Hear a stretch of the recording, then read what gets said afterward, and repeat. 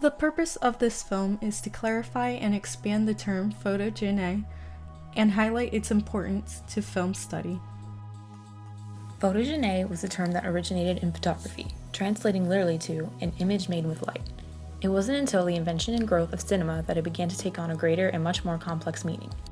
Film Theory: The Basics by Kevin MacDonald defines the term as a reference to something or someone that lends itself to photogenic representation.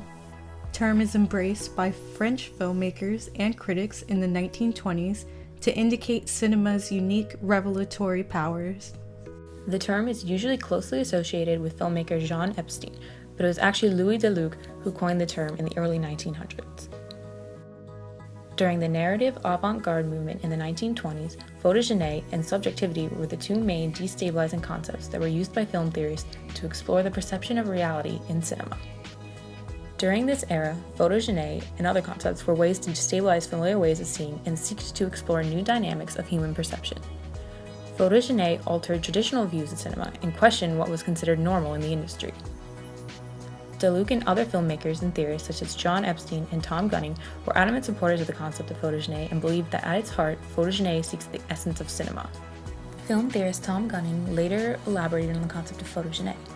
The idea is, it's the way that a photograph or a film transforms what is filmed or photographed and transforms it in a way that reveals aspects of it, not just viewpoints of it, but a sense of texture, a sense of form, and so on, which you might not notice if you look at it in real life.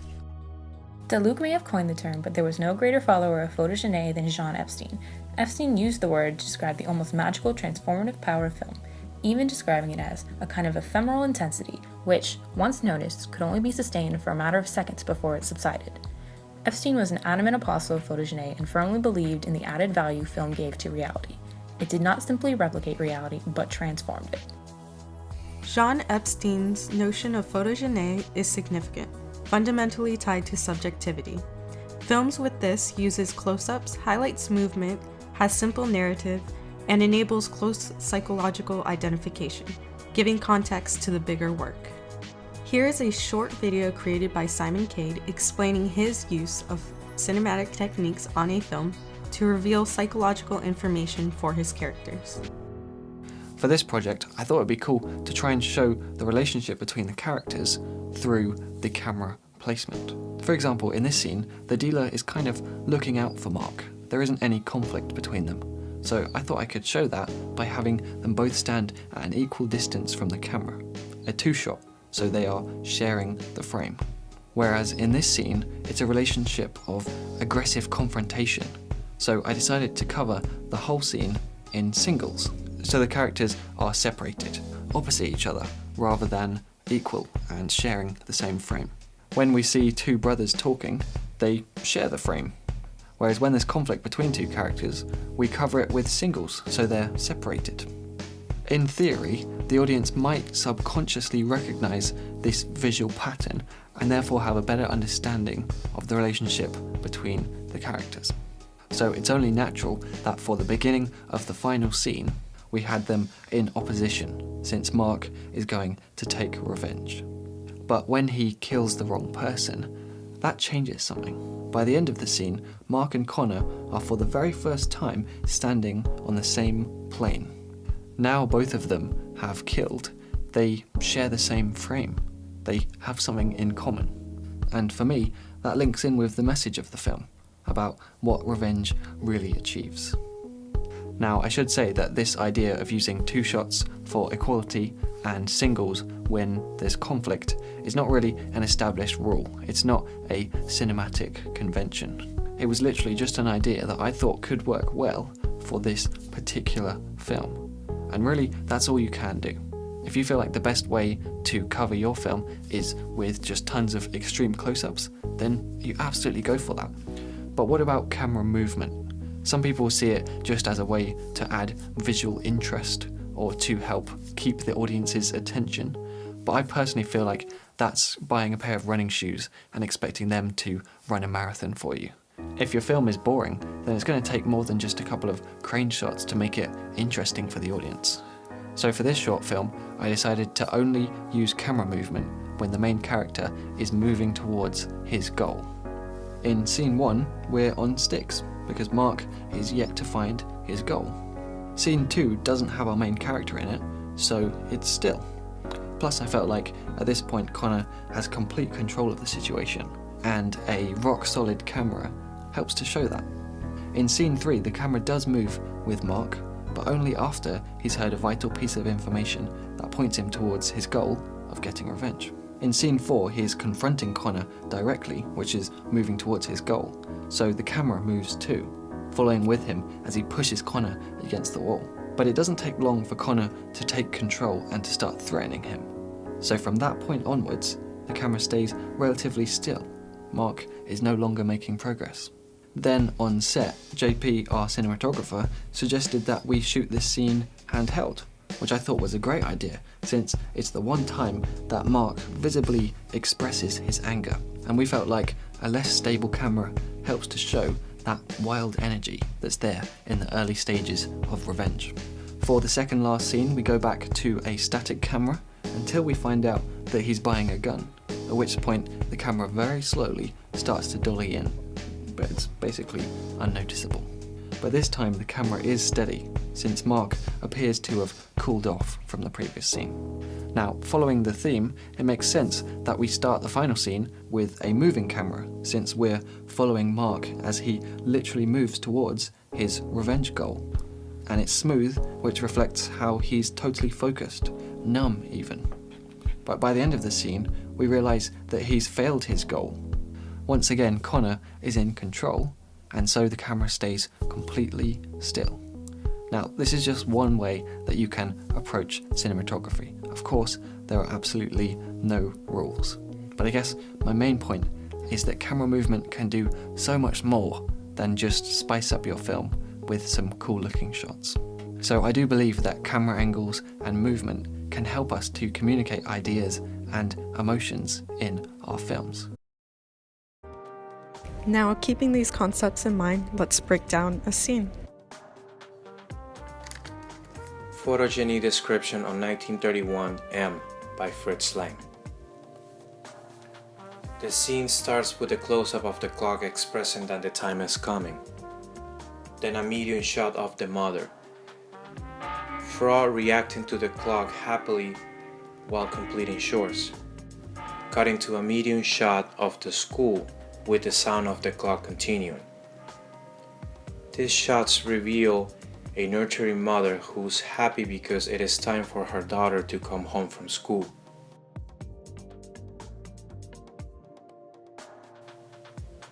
A wide shot of the daughter, Elsie, reveals her careless nature as she says goodbye to her friends while crossing the road. This lack of attention almost caused her to get run over by a passing vehicle, serving as a warning of an impending doom that will come next. Then we cut again to the nurturing mother, prepping for supper, and cut back to Elsie bouncing a ball on the sidewalk, then to a post. We get a pan over to a close-up of that post, revealing information in the form of a question. Where is the murderer?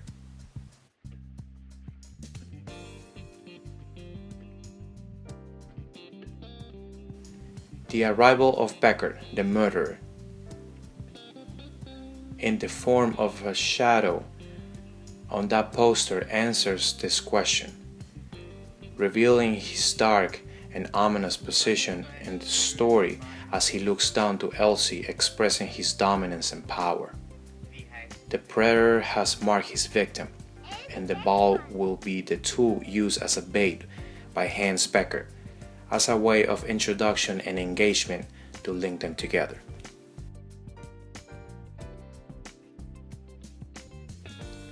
Frau is still preparing supper when she again glances at the clock.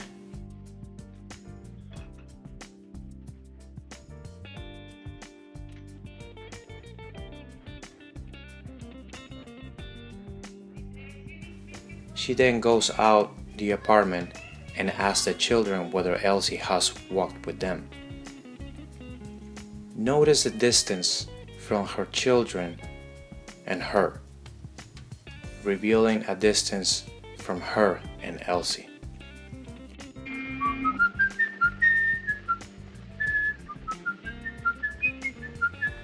Cut to Elsie being given a balloon from Hans, who is whistling a tune that will become the motif in the story every time he hunts for a child. Elsie thanks him. She's careless child blinded by gifts.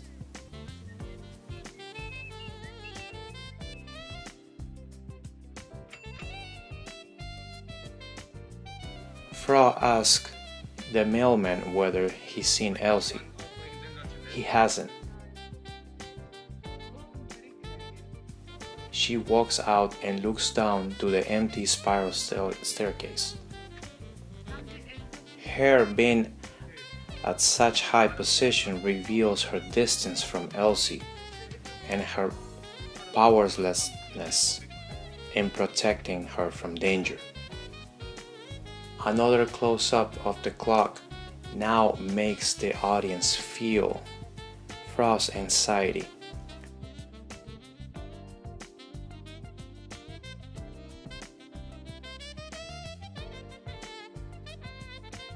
Which intensifies as we cut to the long spiral case, the long somber laundry attic, all while we hear Frau calling for her. At the end of the scene, we hear nothing, but we see an empty dinner chair cut into the ball rolling in the grass with no one to catch it, and a balloon caught in the telephone wires.